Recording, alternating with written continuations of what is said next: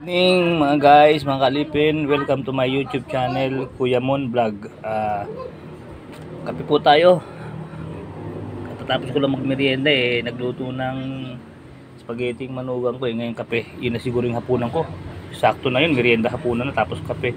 Kakape muna ako kasi yahatid ko. Hinihintay ko naman anak ko, yahatid ko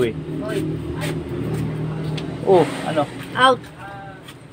Teka naman. Doon ka, doon nanonood ako ng ano. Pambihira. Nagbablog pa Sandali lang. Latan ako dyan. Pinaalis ako ng misis ko sa upuan dahil man doon siya nakaupo. Dito ako sa kabila. Ano?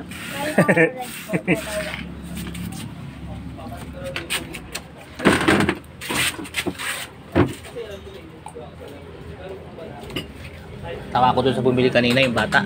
Nagkukwentuhan kami. Guys, may kwento ko lang sa inyo Mahilig ako makapagkwentuhan sa mga bata rito pag may bumibili. Natutuwa ako Bumibili siya ng diaper. Sabi niya, pabili nga po ng diaper. Sabi ko, anong size?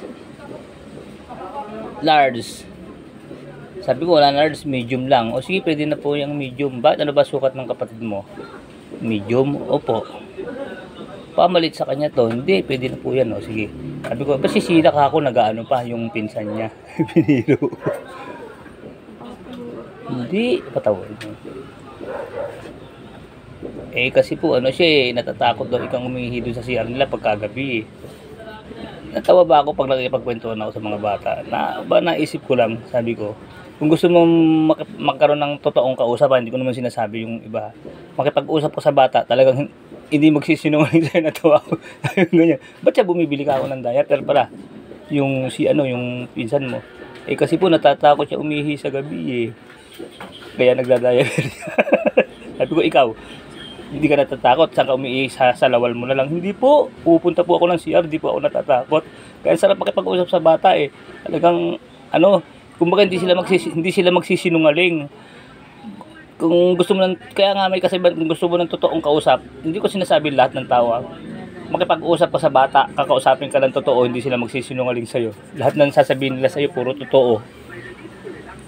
Ganun, matutuwa ka pag kinakausap mo sila.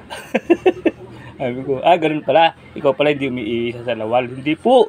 Ba't sabi mo, pisa mo natatakot? Ikaw matapang ka, hindi ka natatakot? Opo, pupunta po ako ng CR kahit madilim. Ba't ayaw mo isa sa lawal? Ayoko po, magagalit ang nanay ko Natatawa ko habang nag-uusap kami. Inilaglag yung pinsan Sa kanila walang ganun-ganun, di ba? Pag matanda na, parang sasabihin, inilaglag mo yung mo. Sa mga bata, walang ganun. Basta kung ano yung totoo sasabihin, walang sasabihin, inilaglag o pinahamak. Sabi, ba't yung pinsan buka ko pala, bumibili ng diaper? Kasi po, umiihi pa po siya sa panty niya Ba't umiihi siya sa panty niya? Kasi po, natatakot siya magpunta sa CR pagkagabi Tawa ko ng tawa, nakakausap ko Wala lang guys, wala akong content nakipagkwentuhan na lang ako sa inyo.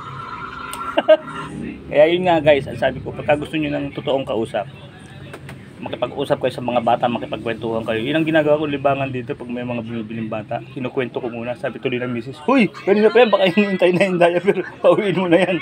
O sige pala, uwi ka na baka hinihintay ka na ng nanay mo. Opo, sige po, magagalang pa kamo sila, sa sarap mga kausap. Sige, ikaw, huwag ka nag-ihi. Hindi na po kumiihi. Tawa ako. Sige po mga guys, naikwento ko lang sa inyo Mamaya, hatid ko rin anak ko sa kanyang trabaho. Alas 7 na Mga alis kami siguro mga 7:30, nagliligo na po siya.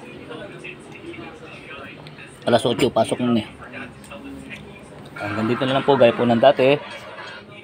Kuya Mon Vlog, keep safe, keep healthy. Always trust God. Maraming salamat po sa Diyos. Bye bye po. Thank you for watching. Bye bye po mga guys. Kaway-kaway muna po siyempre. Bye bye po.